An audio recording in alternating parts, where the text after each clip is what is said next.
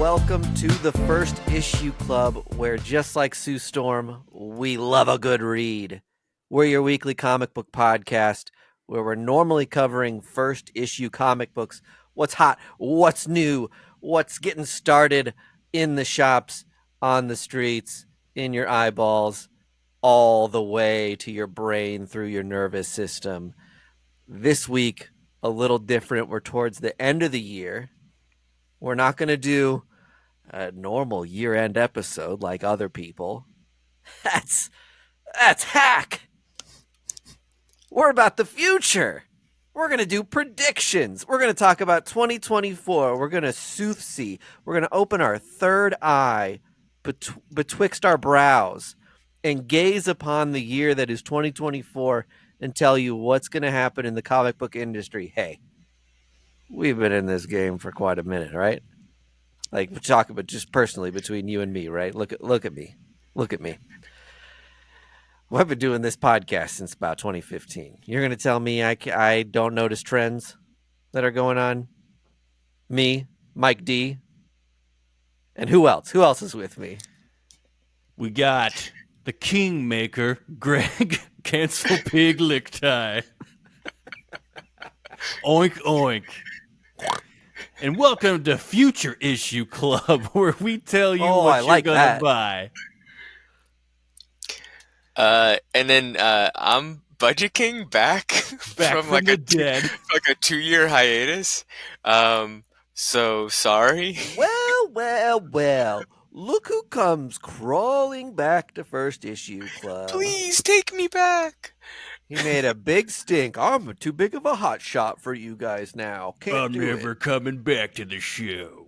Yeah, I really graduated. I got a better podcast deal with another comic book podcast.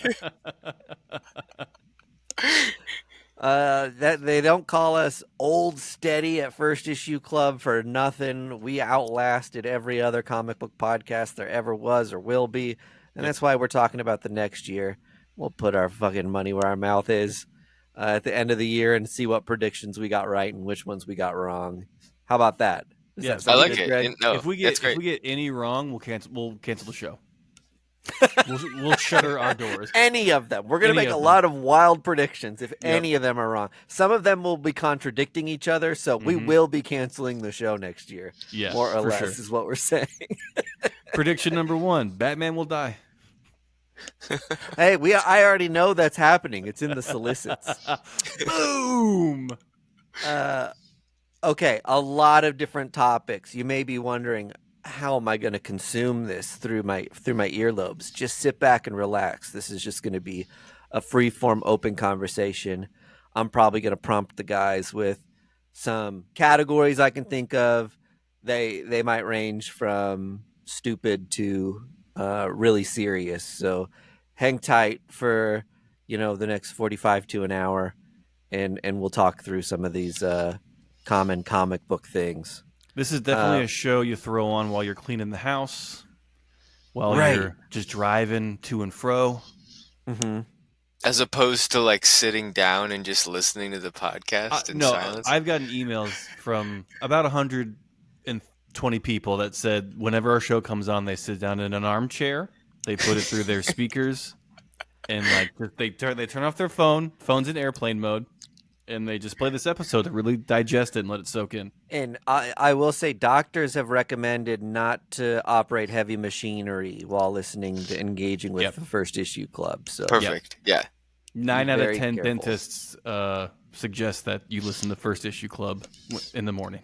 Yeah, I think that you should rip a line of Coke and just sit in a chair and just listen to this in your ears in complete silence and really rev yourself up. Turn off all Get a couple lights. Monsters. Yeah. Try not to move. Yeah. Just if you have an isolation out of your chamber, mind, try to go chill. into that. Yeah. 100%. Get tooted and booted. The first thing I want to talk about, which I kind of see a trend in, why it made it on my list of topics, crowdfunding in comic books. Yes. Before I give my take, does anyone have any thoughts or opinions on where they see crowdfunding going in 2024?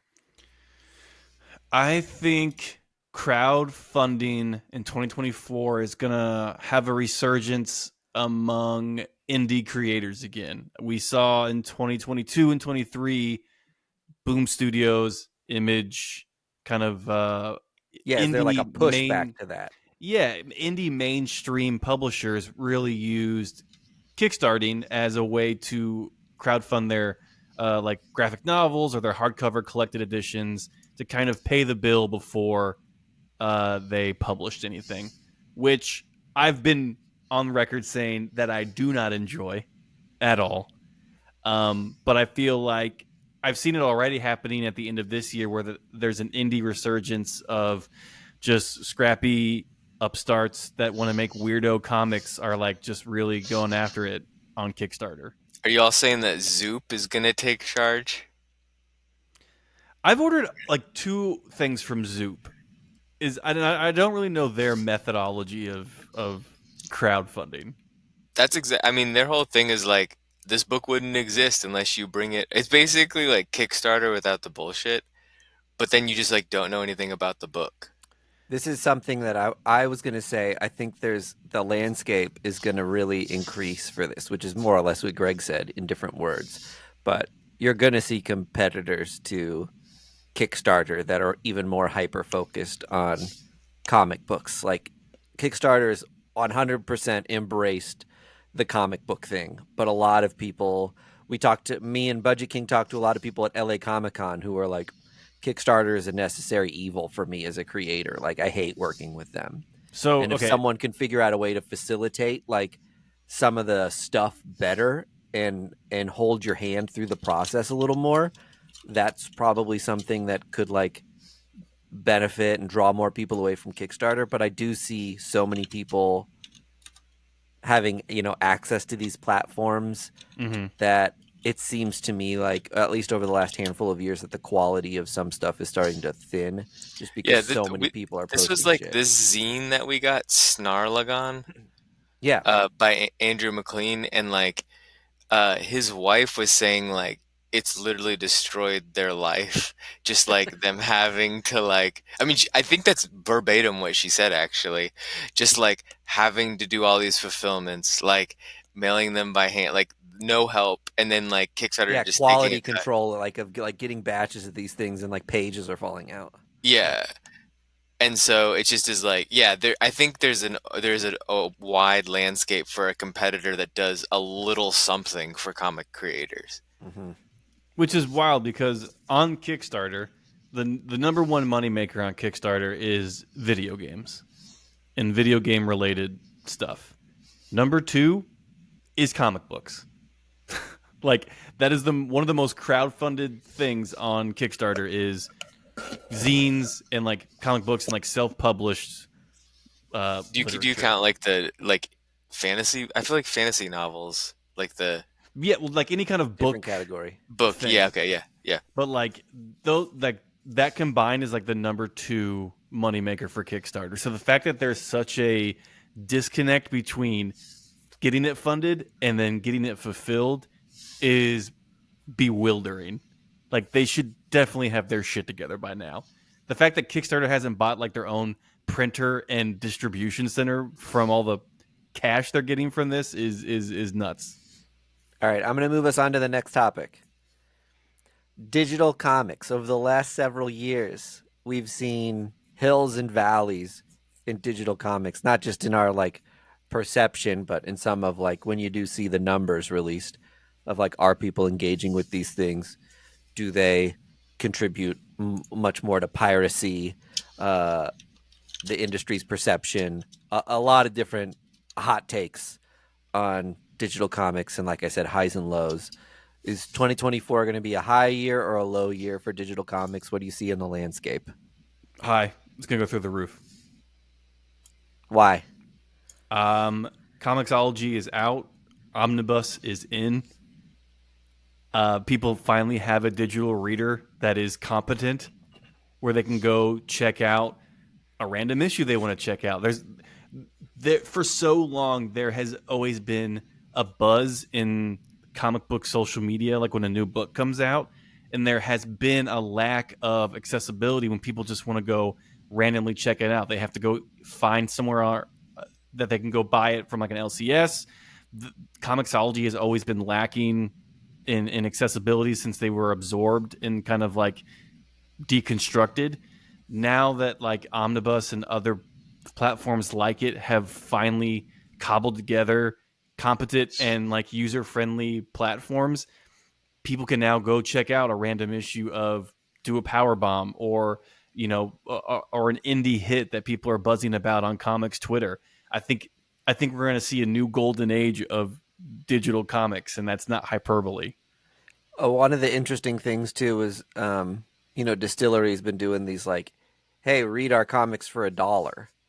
Mm-hmm. Like, we'll release the print copy, and then a week or two later, you get an email from their email list, and it says, hey, buy it for $1. Tell your friends. Mm-hmm. You can sample and read these things for just $1. Does that become more of a trend, or is this a way that like smaller publishers are saying we want to own our content on a digital landscape and control the way that people consume it?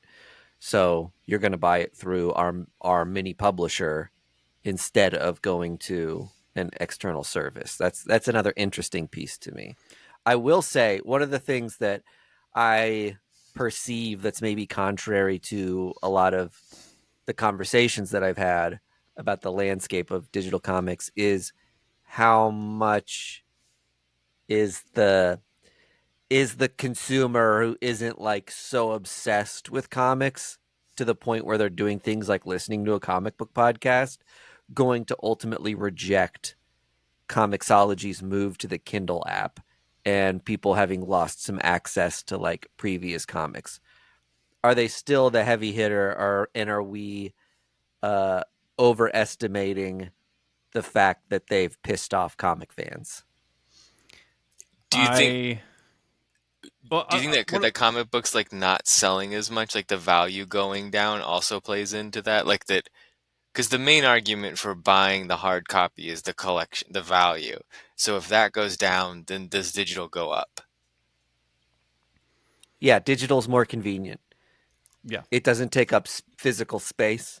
Yeah. In all ways, it's the better it's the better format, aside from the collectability and the fact that we've, as comic book collectors, you have issues 1 through 300 of this series. Like, why stop now with the hard copies, right? I don't see myself going to digital unless I'm like bored out of my mind and can't make it to a shop or something and want to read something, and even then I'm looking for a great deal on it digitally. But yeah, if we start getting inundated with more modern comics and they're printing so many and the value of those things are going down, 100% I could see more people move into digital. I think some people just have a preference of digital media. I mean, some people just prefer downloading a book and reading it on the subway or the bus, or just like in their spare time, and they don't want to have to deal with bagging and boarding a random single issue. And digital comic books can do better deals monetarily for collected editions and for omnibuses. Like, I remember being able to get the entire On Call readers like hardcover thing on Humble, the Humble bundle, for like $10. Like, you can't do that in any retail space, like even if like they're doing like a clearance sale. So I think that digital will be a place for maybe not breaking comics or like brand new comics, but for backlogs and for exploring new and old series that you maybe have heard about and wanted to check out in your spare time. Right on. Okay, I'm going to move us on again. Let's talk about representation in comic books. In 2014, maybe where are we lacking? Where are we going to pick up the pace in representation of different areas? I bring this up specifically because I've noticed a trend in 2023 where you're seeing a lot more variation in pronouns and sexual identities and things like that in comic books. And my prediction would be that we're going to see a lot more of that. I I agree. It won't be to an extent that I want it to be, like a whole hog, if you will. I don't know why Marvel and DC seem to crawl with getting to the representation part. I don't know if it's just like they think they have to get people adapted to the new medicine that they need to take or whatever. But it's just like we read a book, or I guess it was the Century book from Marvel, where they're introducing people with physical limitations being superheroes, and we were commenting about how we don't see that a lot about people with physical limitations or physical disabilities being represented so openly and accessible in comic books. And I feel That's like a I feel huge like that's gap. the next frontier Yes. of accessibility. I feel like trans is not really well represented either. I 100% agree.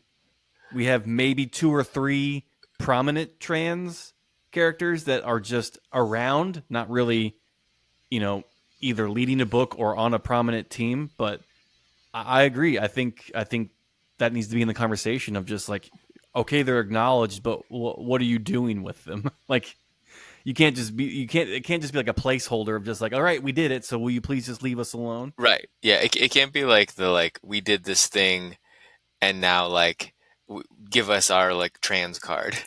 Exactly. Like, you want an But award? Like, okay, you created the character, but what have you done with them? I feel like it's their version of dancing out Iceman every time being like, we had a prominent gay series. Yeah. Uh, so But no one knew he was gay until what, 5 years ago, and he's been around since the Yeah. '60s. And how Right. long was Cine Grace's run? Yeah. like 6 issues or It something. was like a mini, yeah. Yeah. It's ridiculous. All right. Next topic. Yeah. Yep. Let's talk about grading. Baby. Grading as in is there going to be more competition in grading companies? More people are grading comics. There was kind of that over the pandemic and how do I want to put it? Quarantine is the word I'm looking for. Over quarantine, people were sending all their baseball cards to Beckett and all their comic books to CGC and CBS. A couple of years later, what effect does that have, or how is it going to affect the landscape of 2024? So typically in collectible culture, when grading takes charge is when it's like its resurgence. It's the renaissance of that collection. So the raw is not the thing driving the force anymore. So if we're fully in grading being the value, which we might be, then we're in the renaissance of the collection, I think. Yeah. Part of me worries that, I guess I don't know how much I worry about it because it's people's own finances and you can do whatever you want with your money. But some of the grading stuff feels a little predatory to me when you have people sending in like a 6.0 of, Wetworks Yeah. 3. And, you're I love how spending we like use Wetworks as the placeholder for just a shitty a comic. shitty comic book of just a valueless comic that maybe people perceive as like something that was like, important or seemed like a fresh new world. But all these comics are worth nothing. And people are spending $25 to get them graded. And then if you just get the one book graded, it's like $20 to ship it back to you. So But $45 in total. let me ask you this. Those comics are worth the same graded as they are. If one of ungraded. your significant others was like, I'm going to surprise you Yeah. and get you a book that somehow they figured out you've always wanted, and it's a very early X-Men or something like that, but it's raw, are you like, fuck? No. No. Okay. I guess it depends on what the situation is. I guess I will say maybe what I think you're maybe trying to articulate is what I say. The money you put towards this thing could have been so much better spent Yes. on something that Graded. we know is worth the money. And it's like tattered, and you know that they probably paid double for it just because they were like just searching for the book number and not knowing, you know what I mean? Like, that would hurt my heart. does Yeah, it rob the joy of it for you? there's especially when you get to so many of those old comics, you've got staples detached on covers, and that means qualified grade, and that means the value is like tanked, right? So that's always a drag when you see anybody spend that much for a raw comic thinking they hit the jackpot and then finding out that it's missing a coupon or a page is gone or the staples are detached, and it's like you didn't get what you paid for. So that's a drag. Also think it's nice to see like that, grading has created a little bit of like quality control, and that we've got these like two very trusted grading services, and I don't think it really expands beyond that. I don't foresee there being like a third competitor anytime soon. Sorry. No, you're good. To that last point, there will be zero competitors. CGC and CBCS are the standard. Anyone else who tries to get in the game right now is just going to be wasting money. PGX has the worst website you've ever seen in your life. The fact that I see PGX books still, I'm like, how?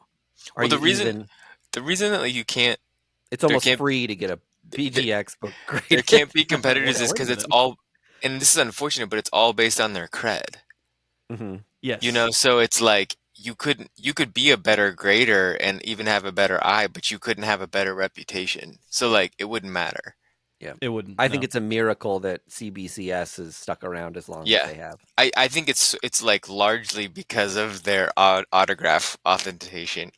Big time. 100%. That's a huge piece of it. And the fact that they're affiliated with Beckett now is going to be a life raft for them, because Beckett owns sports memorabilia authentication, and CGC's tried to dip their toe into card grading, and that's been a fiasco as far as I've understood it, with just inconsistent grading and then introducing a new grading scale Can I say this, which is like wacky? First issue club, wacky take. Get ready for a wacky take. It's wacky hour. I was just following some TikToks that'll like live stream. Hey, I got my grades back on my cards, right? Yeah. It's mostly like Pokemon cards, Yu-Gi-Oh, whatever. They're like, I think the scale is 1 through 10, right? They're like, they'll be like 8.0, okay, 8.0, 8.0, 8.0. Ooh, a 9. So like, it's vastly different expectations than comics, I'm guessing. Like they were pretty much like okay with 8.0s. They weren't like pissed about it. They don't have 0.5s though, do they? In card grading? No. Oh, is that what it is? Okay. That's the problem with CGC, is that they introduced more of a in-between scale. Got it. Okay, that makes sense. People didn't like that. And then they said, never mind, all 9.5s moving forward will be Gem Mint 10. And now people are like, I have a shit ton of 9.5s. What the fuck? That now don't exist anymore. So are they 9s or are they 10s? Okay. I've got to like. So the 8.0 reaction makes complete sense. I love that you have that knowledge to have closed the gap for me. Thanks for getting wacky with me. Well, part of the thing with cards is like they've got to be like really beat the shit and mishandled to like even start to dip much, because it's a really thick piece of cardboard, right? Yeah. And that, again, with new cards and new comic books, it's like there's not much of a room for those to be fucked up if they're like half handled well. I mean, an 8 in a card is like you just put in your bicycle spokes. All of this was intended for vintage stuff that had like been through World War II. It survived, and the fact that we're doing it with like all these modern release cards is kind of funny to me, but I understand and engage in the purchase of all these things. Can I introduce a take for grading that I think that we haven't really touched on? I'm surprised. So the market has definitely cooled down since the quarantine kind of extravaganza of people just grading whatever they wanted. I'm surprised the market hasn't been watered down yet. Because to me, a 9.8 isn't as special as it used to be. Like growing up as a comic book collector, and first seeing books starting to get graded like 9.8 and like even like a 9.5 and up, you're just like, holy shit, like that's like museum quality, like pristine care. And like it held an air of gravitas to it that like now anything can be a 9.8. We got people sending in, Canto 2, 3, 4, 5 getting 9.8. And it's just hey, watch it. it's just like it's like the diamond has lost its shine. Does that make sense? It's just like, Yeah, okay, I think a better way of saying it is that, or the maybe what you're saying is like it's the new standard, which makes right. it weird. Yeah. Yes. It's like, okay, you have a It is. 9.8 Well, 'cause we're Helverine, but grading- there's 500 copies of a 9.8. Because we're grading brand new copies. That's why. Right. 9.6 ain't shit because there's 500 9.8s on the census of like every new first issue that comes out. Yeah, and honestly, like in my household, I replaced toilet paper with 9.6s. Same. I just All the cracked them open. 9.6s that I got back, I just like there's just shit all over them. Yeah. My Beckett cards that are 8 and under, those are Kleenex, my man. Yeah. Like Kindling. it's like, what are we doing? Yeah. All right, let's talk potential controversies. We're embroiled in one right now. Is it the Tale of Two Marks? The Tale of Two Marks, right? Which we can talk about some if we want to, but my thing I was going to bring up was the big Fox News thing that everyone jumped on was Pregnant Joker in 2023. Are we going to have more shit like Pregnant Joker in 2024?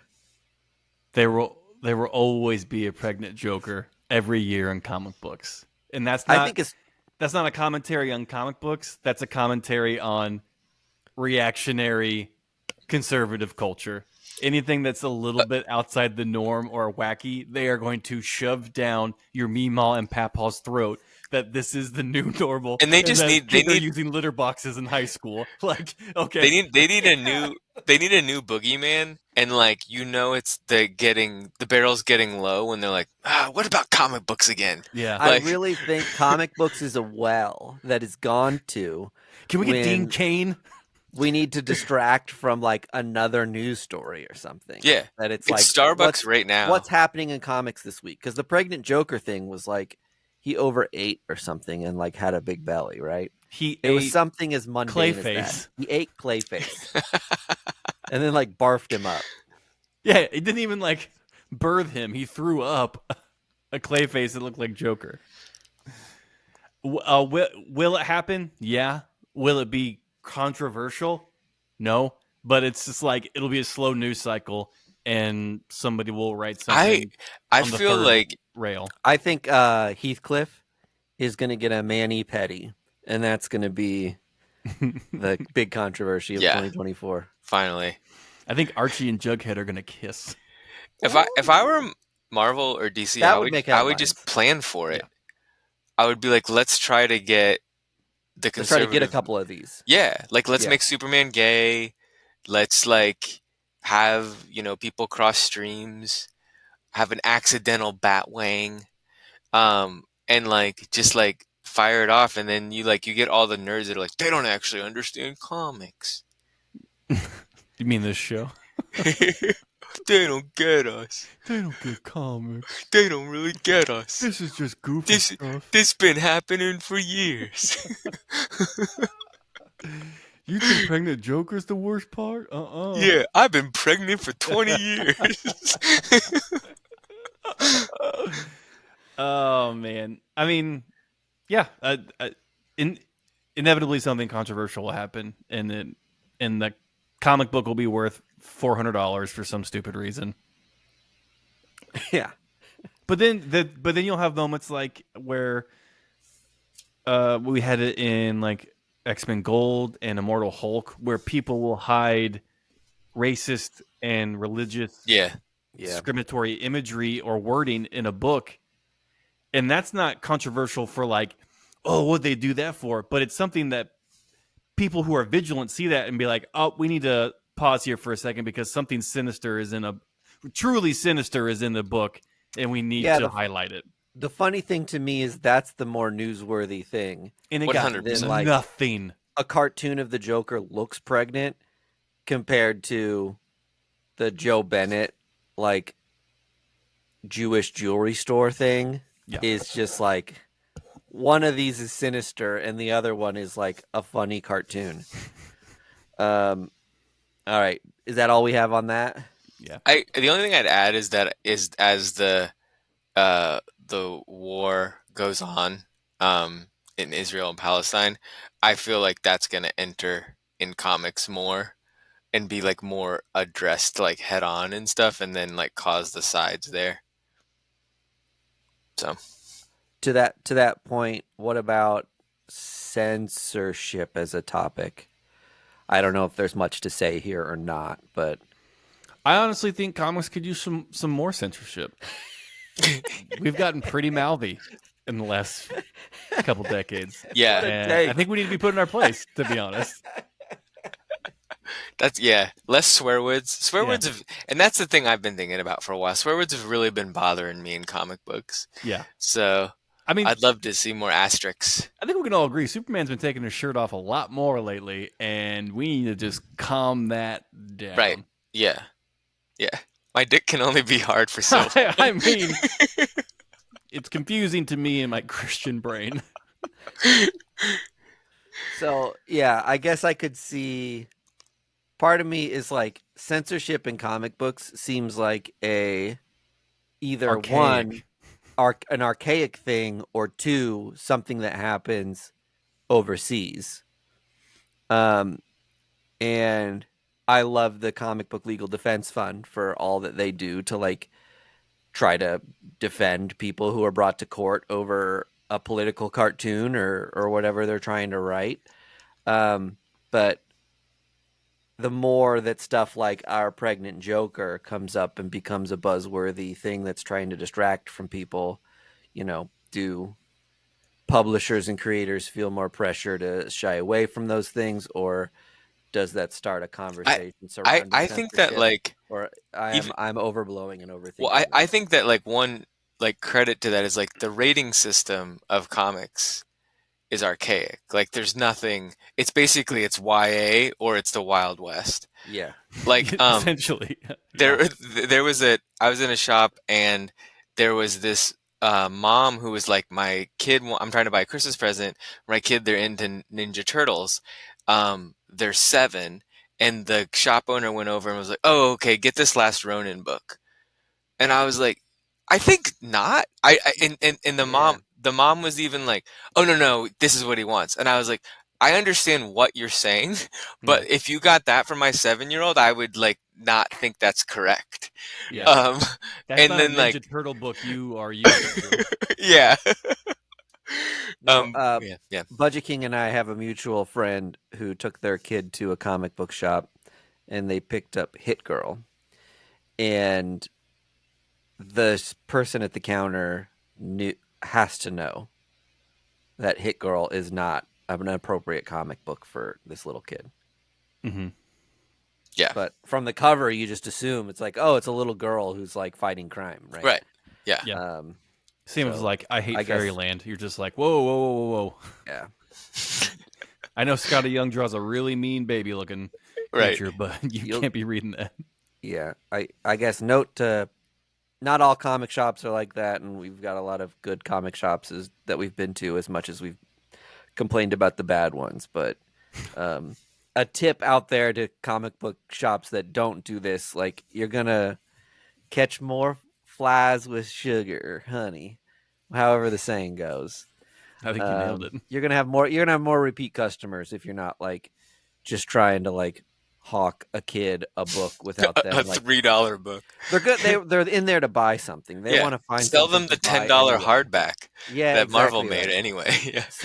Sell them a trade of something made for Yeah. them. I think what's interesting to me, I kind of made this connection recently. So WWE, the Wrestling Federation, recently in the last like 10, 15 years went to like Know your audience, Greg. Yeah, I know what my audience is, and these are definitely merging right now. They went to a no blood rule, which means in their fights, they try really hard not to like hit hard enough where like you start to bleed because they're trying to gear it towards like a family audience. And it's strange because it's hyper violence, Yeah, it's but fighting. they want it to be accessible to every age group for more money.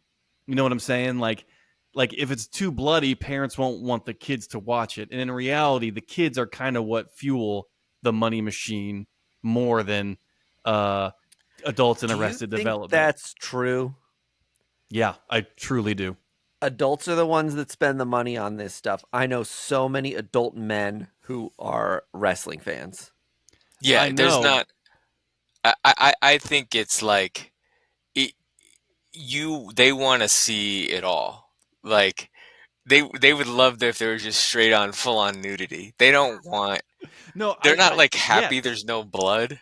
No. I'm saying the people I who think their make main WWE wanted no blood so they could have more money from every aspect of the demographics. and I'm saying if a competitor of WWE, like what's the C ECW. one? AEW. It's AEW yeah. is the newer one. If they went to like Showtime or HBO and just went like whole hog, The Yeah. AEW is whole hog. There is blood. well, that's It, why people it love it so I looked much, at right? I look That one's like really taken off. AEW is like taken off like crazy, but they do things like um they have like celebrities that like 40-year-olds fuck with, like Action Bronson or like West Side Gun and Yeah, like all this like exclusive artist stuff because they like know their audience and things. So like totally. I yeah, think they've got it. And when we go to C2E2, there'll be people on the train with us who are going just to meet AEW people yeah, because they do such a big turnout in 100%. Chicago for that. I really think that their audience is middle-aged dudes, and them I think pandering to that them is so smart. I think WWE has a shot at getting the like 12-year-old Yeah. like or whatever from like the John Cena crowd and stuff. But like AEW, you're totally right. If I looked it up, they technically have a no blood in the stands rule, which I don't know if that's the same thing. Which is different from WWE. Right. But so So what my comparison is just like so the indie publishers go full cursing and like nudity or whatever for comic books, but Marvel and DC stay inside that no blood realm of just like yeah, like we want to get the kids money and the adults money, so we got to make I it will as I'll never forget like and you all know this too, but like Saga, I think the first book, maybe the second issue, has an enormous two spread penis on it. Mhm. And it was basically a virtue signal to be like, this comic book is for adults. Like this comic yes. book is like gonna be sex positive. This you're gonna see shit in this book you've never seen before. And it had nothing to do with the storyline. It was just like a way to like flex. Yep. So more flexing. Yeah, I more think flexing in 2024. I think Marvel and DC have gotten a little more like lax. I think like books like Exterminators, I was kind of like, whoa, Marvel's going there Mm-hmm. with some of the things. I think the word bubbles, or not, sorry, the like symbol words that were like stand-ins for curses used to be much more ambiguous as Mm-hmm. to what they were saying, and now it's like obviously that's the F word. Obviously, they're calling this person A son you of a know, bitch. yeah, this name, blah blah blah. Like all that stuff is telegraphed so much more than it used to be that it might as well just be in the book at this point. All right. In any case, um, I gotta mention AI, even if there's nothing to talk about, just because it's such a we're on the precipice of so many more AI things changing. I kind of went off a couple weeks ago or a month ago about this company who was doing this like AI thing that like drew a comic book for you and finished the story, but the company owned the rights to it, and you had to like pay to get the rights back to your thing if you wanted it. Which all this stuff seems very predatory to me. I don't have to tell you guys already, but to anyone else who's wondering, I hate the AI stuff in the creative space. I think it's turning would be virtuosos in several different mediums into talentless slobs because they've never get to flex those muscles to like actually create something good, So right? I think that I consult actually on like an AI content maker and podcast, so I'm like really in the world of like the litigation of it all and things like that. And what they're like, the take is that the B team people are using it, and that it's almost driving more of like the tangible, the real, the art, or it will more like, and I think like real comic in like zines or just like the real human made stuff, Mm-hmm. I think will be more sought after. Probably not 2024, but 2025, 2026. I think they're still going to fuck around and like play with AI in 2024, but everybody's going to know. Like anytime you see a blog post with AI generated stuff, people with a little bit of just like the lexicon of understanding get the ick. Yeah, it reads as inhuman. There is, even with like artistic stuff, obviously if you're a comic book fan and you're on Instagram, you're seeing probably tons of just like AI generated art in your feed because you like looking at pop art and stuff like Mm-hmm. that. So, and even that stuff just like has a repulsive look to me now because I know someone wrote in a prompt. A lot of it has the same kind of icky, gross look and feel, but I know that stuff's going to improve over time, which is um, Haunting. a bummer to me. Louise Simonson, actually, this is topical, wrote a Captain Marvel book recently and has a commentary in the final issue of it that was like the promise of machines and AI for our generation was to do the shit that we didn't want to do. So it could allow us more time to create and be artists and make beautiful things.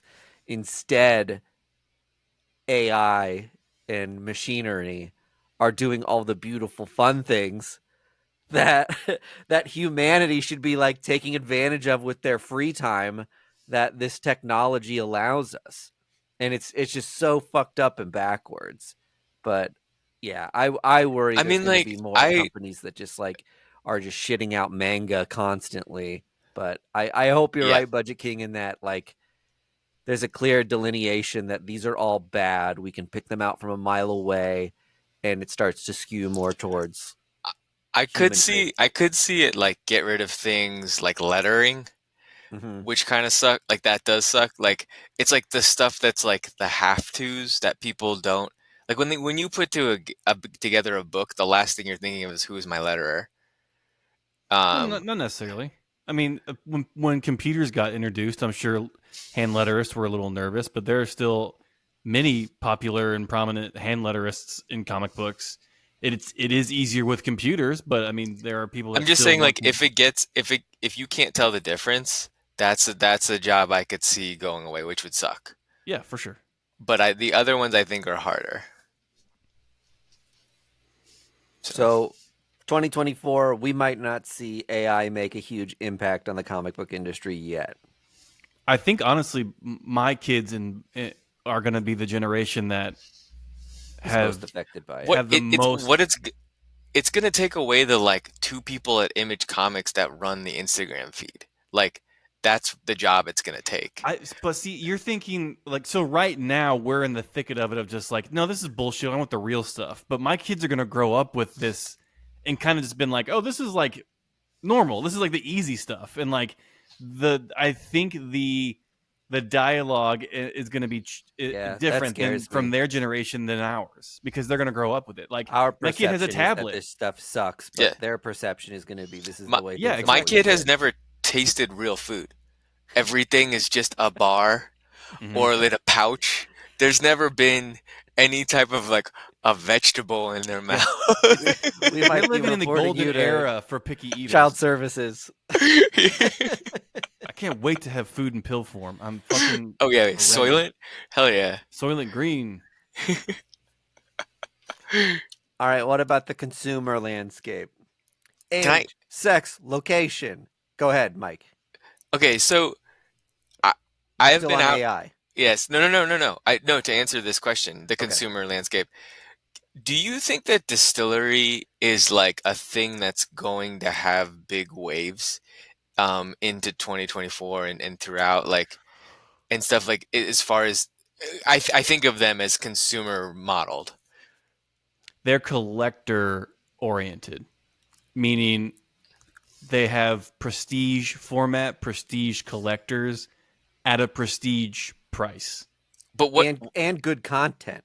but They what about they took all the creators that we love right now and put them all on one place. They and doesn't perfected bad ideas method. right. Oh, Yes. sure. That's a But great way to put it. I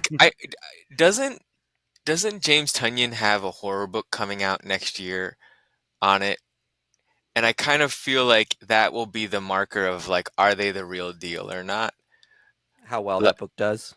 Because that's like huge, right? I mean, isn't like, Well, I'll say right now that Somna book that Becky Cloonan and Tula Lotay did together, Mm. that book's like already kind of creating waves. I've seen been a lot of discourse surrounding it, and it's kind of I don't think I've read it yet, but I want to say it's like an erotic thriller Mm-hmm. sort of thing that again might be something that um, a couple years ago wouldn't get near as much play in social discourse from the comic book community just because uh, it sits in the erotic realm. okay. So they're Distillery to bringing me has attention to a always lot been of a things. place where people who are in the know go to get comic books. But that's what I'm saying is It's like the like, cool bar on the street. will it jump out of like the microbrewery or maybe even nano brewery to a microbrewery? They don't publish enough issues to really do that, I don't think. Part of me wonders if they even know what they want it to be yet. Okay. They seem like a But, pop-up shop. but yeah, it does kind of seem like a pop up shop, doesn't it? That it's like we're gonna release an issue a month and do like, hey, a couple wild exclusive covers here Mm-hmm. and um, talk Yeah. about it a lot on social and see what I happens. kind I'll of, say this. Can I say it real quick? If 2024 is as good for them as 2023 was, then by 2025 they will be a force to be reckoned with. okay. So kid, you're going to hate this analogy, but I'm just going to give it to you. Is it the WWE one? Because I already did it. It's a shoe analogy. So like in the shoe world, Nike is like king, right? Forever, right? Sure. And like and they like make Jordans and things like that. 2024, 2023 is dominated by other brands. New Balance, Saucony, Adidas, Asics. Crocs. Yes, honestly, Crocs. I know you're joking, No, but I'm like not. that's very true. It's all because of the collaborations with artists, with brands, and things. 100%, they dethroned. Nike still makes the most money, but as far as hype goes, got dethroned because of like collaborations. And if somebody can do that, like the collaboration thing, which I feel like is Distillery's model, they can not dethrone, but they can like take the hype that like other indie publishers have seen but haven't really done the collab model. They tried that at launch with their little vinyl toy. Okay. Someone made like two variants of this vinyl toy who's like a street artist or something, and they've been selling it at like conventions and things. It hasn't like sold out as far as I know, but they immediately had an attempt at something like what you're Yeah. describing. But Yeah. I feel like Budget King, the collaboration you're talking about with shoes, is what Distillery is doing with the creators that they get. Yeah. You're not gonna get any young bloods or upstarts at Distillery. These are all heavy hitters already, and it's just like a charcuterie board of like a who's who of Which is creators. different. Like the argument might be like, oh, isn't that what Image does? Image is just a place to like come release your indie Yeah, book. no, They Image is aren't not like Distillery at all. they aren't curating the actual experience for you. No. So I think it's the curatorial aspect of it that I feel like could be, No, I a agree. game changer. Yeah. Like I said, if 2024 is as filled with bangers for Distillery as it already is, then by 2025, they'll be in the Their conversation their for first like book, I think they printed 50,000 and sold out. So it's not like they're like, I mean, that's not the same amount as like big books, but they're not like it's not a completely foreign concept that they couldn't just print a lot. no, but they're smartly not spending more than they have and Yeah, filling which their is good, boat which with is what you holes. want. Yeah. Like you Yeah. don't you want them to just be the slow drip. So I didn't know, Mike. Did that answer your question? Like when you were saying consumer oriented, like what about the consumer? Did that was that the direction you wanted? Yeah, I think just like trends in buying, who the consumer is. Are we going to get more young people? Is it going to stay old heads? That's kind of been a hot topic recently. Is like, do young people care about Can, comics? can you answer this though for me? Like where is the variant culture on, and how much does it affect that? That's another 2024 topic I have here, Oh, okay. You uh, think that's different? Oh, yeah, yeah. which we can get into. Foils are back in a big way, and I'm wondering if that's going to stay around or not. It seems like it is. I would say 2024 we're going to get more foil covers. I say yeah, Um, gimmick So variants are about to have the a Homage and renaissance. gimmick variants are out of control. the reason I asked about the variant is like his Exclusives too. well historically like in Magic the Gathering when rares got a new level that wasn't just rares into Mythic, it almost put shops out of business because of like this whole market they couldn't control anymore, and it like it destroyed the value system that they had. And I think variant is a one-to-one on that, where it's like variants of like they if you can't handle variants as a comic book shop, you aren't going to make it. Yeah. And like is that still what you see in 2024 is like the thing? Ratio variant if ratio variants don't get under control, then I can see a lot more shops having to tighten their belt or change their model. Now, if the variants are just normal fun variants that like an A or a B, then I don't see an issue.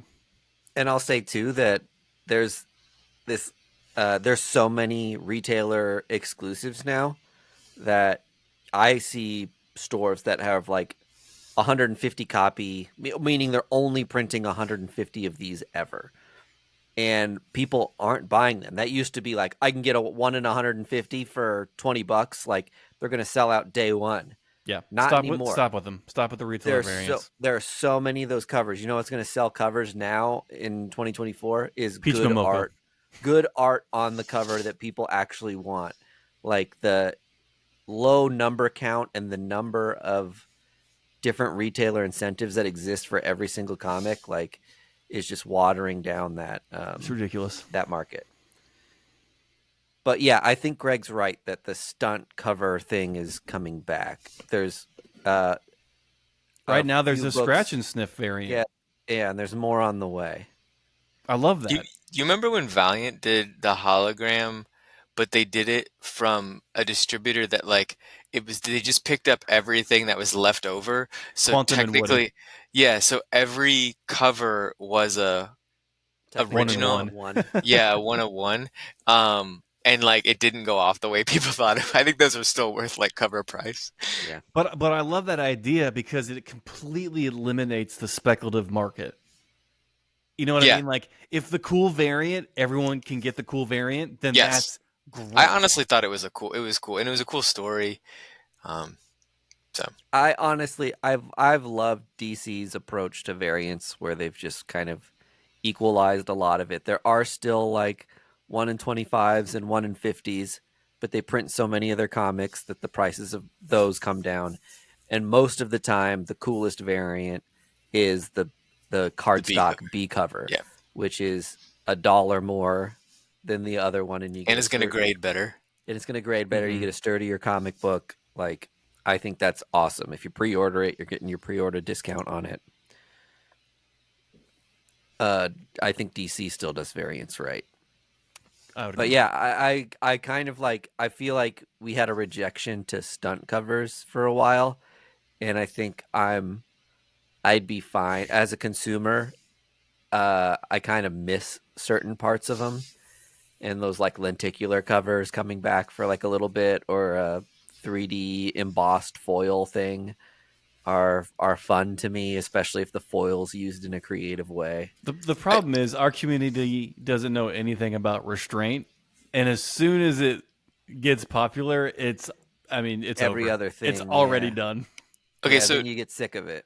so to answer your original question, which I jumped with thinking variants would answer this, your answer is like, what's the age group going to look like for the consumer? Or sorry, Yeah. your question is, I think that in Gen Z, the resurgence of like everything 90s, whether it be like music, fashion, like all that kind of stuff, has hit every market. But you don't see even card collecting. I don't think you see it in comics though. Like I don't see you're not getting the Gen Z hug of like retro 90s. And I think there's a reason is like they just have not cracked the young people market yet like that.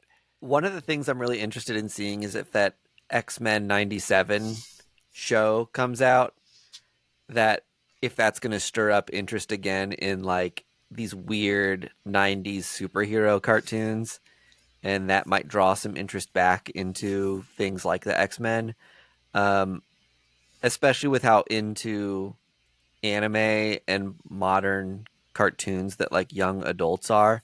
I think it's more acceptable culturally to deep dive on what was once considered a child's show from years ago. It's now something that's like fun to like have a take on and like watch critically, which is pretty interesting. I think to bring it back to shoes and you, Budget King, he picked me up a comic that was an X-Men comic that was exclusive to Kith. And again, speaking to kind of collaborations and things like that, like those sold out really fast, right? Yeah. And they did these X-Men shoes that people were like gaga for, and they were kind of blind box, and you didn't know what pair or color you were going to get, and people absolutely ate that up. And I think Yeah. the comic book industry doing more stuff like that is cool and fun, and the movie burnout doesn't necessarily translate to those things. Like people aren't necessarily burnt out on Batman or X-Men, they're burnt out on how many bad comic book movies there have been. I also think like the access of entry for comic book readers is just still overwhelming. So like buying Yeah. a rad ass shirt and like being like, I like Cyclops in Yeah, a shoe Cyclops and Storm form, are cool. Yeah. yeah, is very easy. If that's like more what comics could do. I see the characters as an icon, but I'm less interested in like getting Yeah. into it. And Yep. like Ryan Feige, the owner of like Kith or whatever, I think that's his name. Ronnie? Yeah, Ronnie Feige. He was like they did it at San Diego Comic Con and he was like, I've never sold out of a shoe faster. He was like, the hype train is there for nerds and streetwear and like it was all young people. I just don't think comic books. That was a Kith thing. You know, comic books didn't lead that charge, Yeah. and I Yeah. feel like I don't see comic books leading the charge to like make it more entry level. That type of hype. I mean, I've already had aunts and uncles and friends come to me and ask me like, my friend wants to get in the comic books. What Marvel or DC book should I get them? And I said, don't get them any Marvel and DC. There is no Yeah. easy entry point for Marvel and DC. I give them either Image books or Vault books, or I give them an indie publisher because those stories are so self-contained. And like, if you like the medium, then start dipping your toe into other Marvel and DC stuff. But if you give someone a random Spider-Man book for Christmas, they're gonna be so goddamn lost and confused that it's gonna like deter them. Also, and the thing that sucks too is like they're maybe reading a thing that's like finite that's not even appreciated by the greater culture if they read that like one story so that Mhm. you rob them of the fun of having a community around it too, whereas like if you give somebody Saga, everybody gets to say like the same things about it and you get to join in instantly. Yeah. I mean, that's why that book was such a phenomenal hit with people outside of the comic book community. Yeah. You know what I mean? Like it felt like a gateway drug for people to get into it. It's kind of like Lock and Key and those other kind of Sandman. smaller. Yeah. Yeah, exactly. It's like you can get into it and not be confused with 30 years of back history that you need to know. And I think Something Is Killing the Children will become that iconically, like, Yeah, that or Stray Dogs. yeah, for sure. Or Kanto. I think to pay kudos to DC again. I think what they're doing with DC Inc., which is their Right. young adult graphic novel genre, is exactly like what Primer you. and stuff like that. It's exactly what you need to do to get young people into comic books. It resembles manga. It reads like manga. It's self-contained, but it's in the realm of the very confusing DC Marvel universe. Yeah. And that's how you get new readers in. The new readers, I hate to say it, do not want single issues. They want collected editions. And I can't fault them for it. I'm a psycho and I like single issues, but I get the allure of trades and graphic novels. Yeah, we're a dying breed for sure. All right, if there were any prediction for 2024 categories or a hot take that you as the listener have that we didn't get to, we'd love to hear it, especially on our Discord. It'd be fun to chop it up on there about 2024 predictions. So hit us up, let us know what you think, if any of our takes were bad or if we missed something here. Other than that, I think our next episode might be in the new year, and we'll talk to Andy. We'll have Vargas back and run down some of our favorite books of the year and some things that we loved about 2023, best publishers, best creative teams, all that kind of fun stuff. And that's it. Anything else to add, Greg, before we sign off for maybe the year? Yeah. Are we going to have an episode on the 20? Nope. On the 28th or 29th? No. Okay. Nah. Once again, First Issue Club is a great gift for anyone looking to get into comic books. So go to patreon.com/First Issue Club. We have lots of episodes and videos over there. We're on all the social medias, for better or for worse, just at First Issue Club. We are on most of them, including LinkedIn. FirstIssueClub.com. We also have a website. Not a lot of people do. We do. Are we fancy? Fuck yeah. Thank you again for listening. If this is the first time you've heard us, it's a lot like this, but we talk about First Issue Clubs instead of making oddball predictions. But thank you guys for a great year.